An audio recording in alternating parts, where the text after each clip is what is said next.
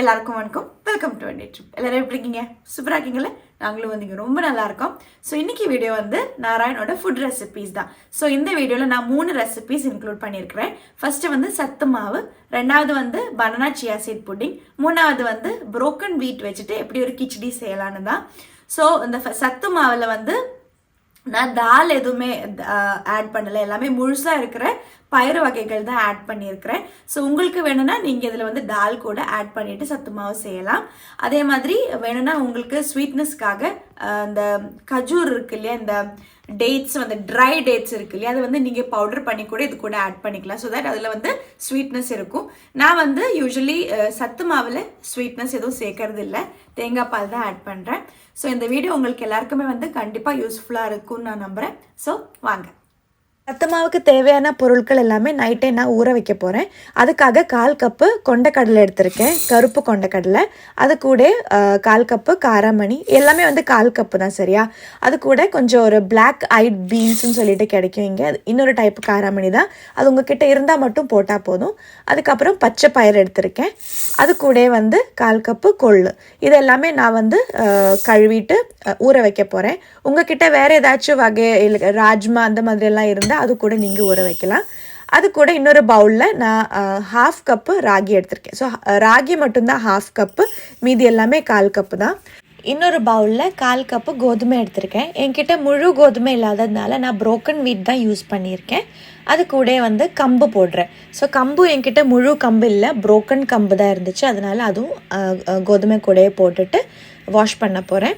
இன்னொரு பவுலில் foxtail millet எடுத்திருக்கேன், குதிரவாளின்னு சொல்லுவாங்க இல்லையா, அந்த மில்லட் எடுத்திருக்கேன். அதுக்கப்புறம் 1/4 கப்பு புழுங்கலரிசி, 1/4 கப்பு பாதாம், 1/4 கப்பு சோளம். இது மூணுமே வந்து கழுவிட்டு ஊற வச்சுருக்கேன். நான் இவ்வளோ பொருட்கள் தான் எடுத்திருக்கேன். உங்களுக்கு வேணும்னா இது கூட உளுத்தம் பருப்பு, பாசிப்பருப்பு, துவரம் பருப்பு, இல்லைனா வால்நட் எது வேணாலும் ஆட் பண்ணிக்கலாம். ஸோ எல்லாமே நல்லா வாஷ் பண்ணி நைட்டு ஃபுல்லாக ஊற வச்சுட்டு காலையில் பார்த்தா இப்படி நல்லா புசுன்னு ஆயிடுச்சு. ஸோ இதில் பயிறு வகைகள் எல்லாமே ஒரு டிஷ்யூ பேப்பரில் போட்டு இன்னொரு வெட் டிஷ்யூவில் மூடி வச்சுருக்கேன், அது நல்லா முளை கட்டுறதுக்காக. அதே மாதிரி ராகியும் அதே மாதிரி வச்சுருக்கேன்.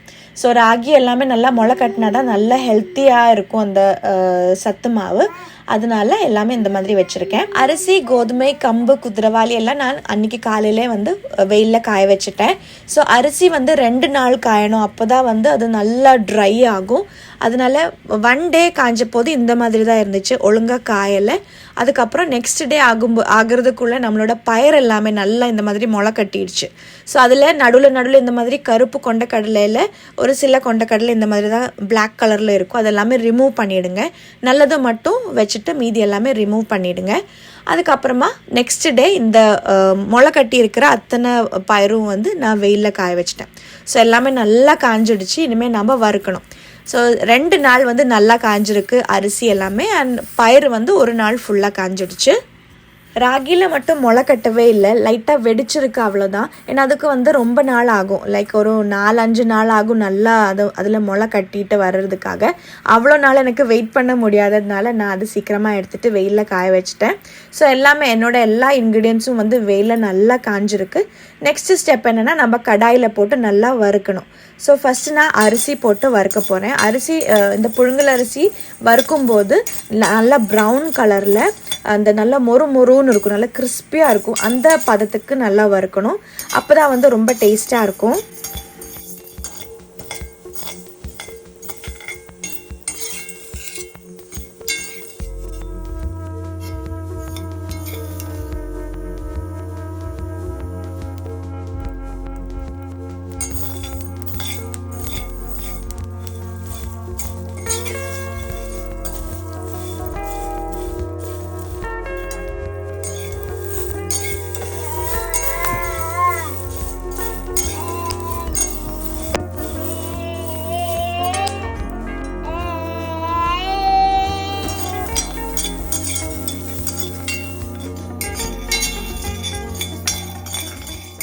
கார்ன் வறுக்கும்போது மட்டும் பார்த்து பண்ணுங்கள், இல்லைன்னா இந்த மாதிரி பாப்கார்ன் மாதிரி வெடிக்க ஆரம்பிக்கும். ஸோ இது ஃபஸ்ட்டு வந்து வெடிக்க ஆரம்பித்ததும் நானும் கண்ணனும் அது மூடி வச்சுட்டு ஓடிட்டோம் கிச்சனில் இருந்து. ஸோ நீங்களும் வந்து பத்திரமா பண்ணுங்கள், கார்ன் மட்டும் பார்த்து பண்ணுங்கள். ஸோ இதெல்லாமே நல்லா வறுத்துட்டு அதோட சூடு ஆறுனதுக்கப்புறமா இந்த மாதிரி பவுடர் பண்ணி வச்சுருக்கேன். இது நல்லா சளிச்சிட்டு இன்னும் 2-3 தடவை பவுடர் பண்ண வேண்டியதாக இருக்கும். அதுக்கப்புறமா ஒரு ஏர்டைட் கண்டெய்னரில் போட்டு வச்சுக்கோங்க. இப்போ சத்து மாவு பாரிட்ஜ் எப்படி பண்ணுறதுன்னு பார்க்கலாம். அதுக்காக ஒரு டேபிள் ஸ்பூன் சத்து மாவு எடுத்திருக்கேன்.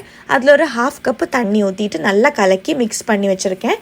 இப்போ ஃப்ளேம் ஆன் பண்ணிவிட்டு வேக வச்சுருக்கேன். இதில் நான் வந்து ஸ்வீட் எதுவுமே ஆட் பண்ணலை. உங்களுக்கு வேணும்னா ஒரு 2 டேட்ஸை அரைச்சி இது கூட ஆட் பண்ணலாம். சத்து மாவு இந்த பதத்துக்கு வரும்போது ஒரு 1/2 கப்பு நல்லா கட்டியாக இருக்கிற தேங்காய் பால் இது கூட மிக்ஸ் பண்ணிக்கோங்க. ஸோ 1 இயர் வரைக்கும் நம்ம குழந்தைங்களுக்கு கவுஸ் மில்க் கொடுக்கக்கூடாதுன்றதுனால நான் எல்லாத்துலேயுமே வந்து அவருக்கு கோகோனட் மில்க் தான் ஆட் பண்ணிகிட்ருக்கேன். ஸோ ஸ்டவ் வந்து லோ ஃப்ளேமில் வச்சுக்கிட்டு நல்லா கிண்டிக்கிட்டே இருங்க, இல்லைன்னா தேங்காய் பால் வந்து பிரிஞ்சு போயிடும். ஸோ நல்லா கிண்டிட்டு இந்த மாதிரி பதத்துக்கு வரும்போது ஃப்ளேம் ஆஃப் பண்ணிக்கோங்க. இது அந்த சூடு ஆறும்போது இன்னும் கொஞ்சம் கட்டியாகும். அதனால இந்த கன்சிஸ்டன்சி வரும்போது நீங்கள் ஃப்ளேம் ஆஃப் பண்ணிக்கலாம்.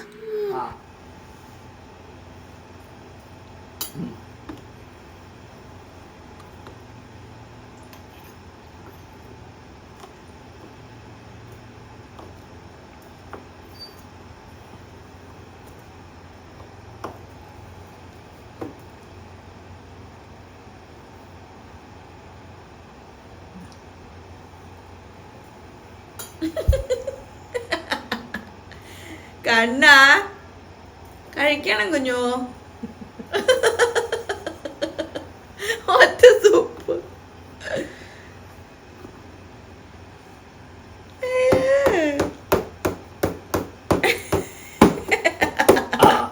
ஐயோ, இன்றைக்கி நான் உங்களுக்கு ஒரு சூப்பரான பேபி ஃபுட் மேக்கர் இன்ட்ரடியூஸ் பண்ணுறேன். இது வந்து பேபி கோஸியோட பேபி ஃபுட் மேக்கர். ஸோ இது நம்மளுக்கு ட்ராவலிங் எல்லாம் பண்ணும்போது ரொம்பவே ஈஸியாக இருக்கும். அதே மாதிரி இப்போ நம்ம ஹோட்டல் ரூம்லலாம் ஸ்டே பண்ணுறோன்னா குழந்தையோட சாப்பாடு ரெடி பண்ணுறதுக்கு ரொம்பவே ஈஸியாக இருக்கிற ஒரு பேபி ஃபுட் மேக்கர் தான் இது. இதே பிளெண்டரில் நம்ம வந்து ஸ்டீமிங் பண்ணுறதுக்கான ஆப்ஷன் இருக்குது. ஸோ பிளெண்டரில் நம்ம தண்ணி ஊற்றிட்டு மேலே இந்த மாதிரி ஸ்டீமர் ஃபிட் பண்ணிவிட்டு அதில் நம்மளுக்கு வெஜிடபிள்ஸோ ஃப்ரூட்ஸோ எது வேணாலும் ஸ்டீம் பண்ணிக்கலாம். ஸோ நான் இந்த ஸ்டீமர் இது வரைக்கும் யூஸ் பண்ணது கிடையாது. ஏன்னா நான் வந்து எப்போவுமே பாத்திரத்தில் ஸ்டீம் பண்ணிட்டு தான் இந்த பிளெண்டரில் போட்டுட்டு அரைச்சிட்ருக்கேன். ஸோ இதில் நான் வந்து பிளெண்டர் மட்டும்தான் இது வரைக்கும் யூஸ் பண்ணியிருக்கேன். சரியா? ஸோ இது நம்ம ஒரு பிளெண்டராக மட்டும் கூட யூஸ் பண்ணிக்கலாம். அதோட கேப் இப்படி எடுத்துகிட்டு லாக் பண்ணிவிட்டு பிளெண்டரில் வந்து 5 ஸ்பீடு இருக்குது. அதில் வந்து ஸ்பீடு நம்ம கண்ட்ரோல் பண்ணிவிட்டு அரைச்சிக்கலாம். 5th ஸ்பீடில் போட்டோம்னா நல்லா ஃபைனாக அரையும். 1 or 2ல் போட்டால் ஜஸ்ட்டு மேஷ் பண்ணி எடுக்கலாம். அந்த மாதிரி ஆப்ஷன் இருக்குது. அண்ட் சேம் இந்த பேபி ஃபுட் மேக்கர்லேயே நம்மளுக்கு சூப் செய்கிறதுக்கும் அதே மாதிரி குழந்தையோட ஃபார்முலா மில்க் மிக்ஸ் பண்ணுறதுக்கும் அந்த மாதிரி ஆப்ஷன்ஸ் எல்லாம் இருக்குது. அண்ட் எல்லாம் அரைச்சி முடித்த உடனே செல்ஃப் க்ளீன் பண்ணுறதுக்கும் இந்த பேபி ஃபுட் மேக்கரில் முடியும். அதனால இது எல்லாமே சேர்ந்தா ஒரு பேபி ஃபுட் மேக்கர் தான். இது ரொம்பவே ஈஸியாக இருக்கும் உங்களுக்கு. அண்ட் இதோட ஸ்பெஷாலிட்டி என்னென்னா இதோட சவுண்டு ரொம்ப கம்மி. ஸோ நம்மளுக்கு இப்போ ஒரு சிலவங்க குழந்தைங்க தூங்கும்போது மிக்ஸி எல்லாம் ஆன் பண்ண மாட்டாங்க, ரொம்ப சத்தம்னு சொல்லிட்டு. அந்த மாதிரி டைமில் வந்து இந்த ஃபுட் மேக்கர் யூஸ் பண்ணிக்கலாம். இதோட பிளெண்டிங்கோட சவுண்ட் வந்து ரொம்ப கம்மி. அதனால வந்து ஈஸியாக நம்மளுக்கு குழந்தை தூங்கும்போதும் வந்து யூஸ் பண்ணிக்கலாம். உங்களோட இன்னொரு ப்ராடக்ட் வந்து baby cozy coconut nourish vibes. So இது நான் வந்து ஒரு 40 டேஸாக நாராயணுக்கு யூஸ் பண்ணிகிட்ருக்கேன். அவருக்கு எந்த பிரச்சனையும் இது வரைக்கும் வந்ததில்லை. ரொம்ப நல்லா இருக்குது இந்த ப்ராடக்ட். அண்ட் இது வந்து 100% பிளான்ட் ஃபைபரில் அவங்க செஞ்சுருக்காங்க.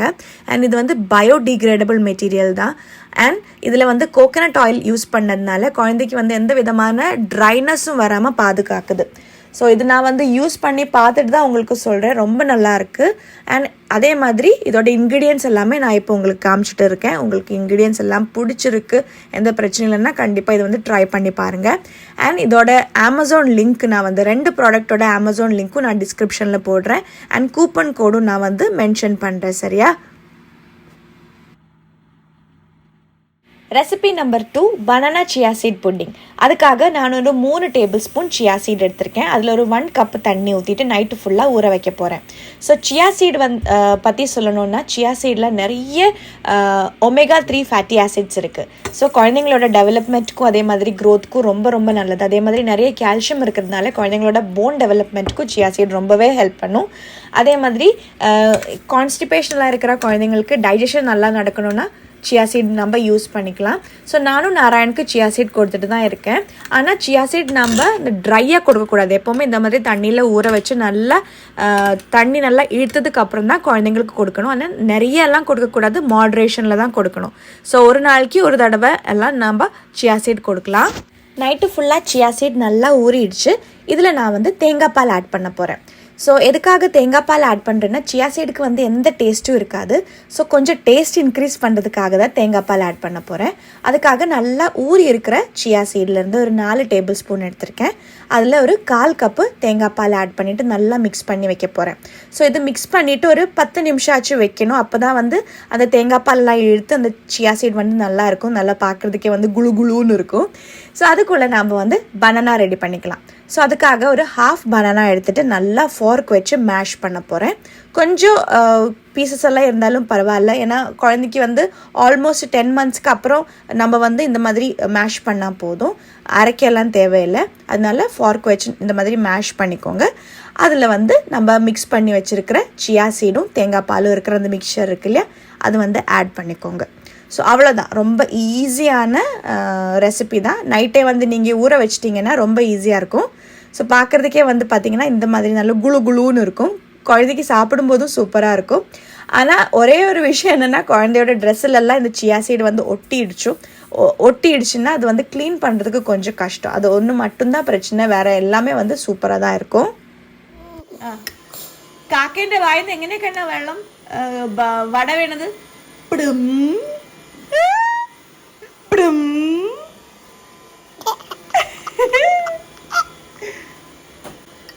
സ്ക്വയറൽ ഉണ്ടോ അവിടെ? സ്ക്വയർ ആകന്ന ബിഗ് വായ ഓപ്പൺ ചെയ്യണ്ടേ കുഞ്ഞോ. 3வது ரெசிபி broken wheat வச்சுட்டு ஒரு கிச்சடி எப்படி செய்யலான்னு தான்.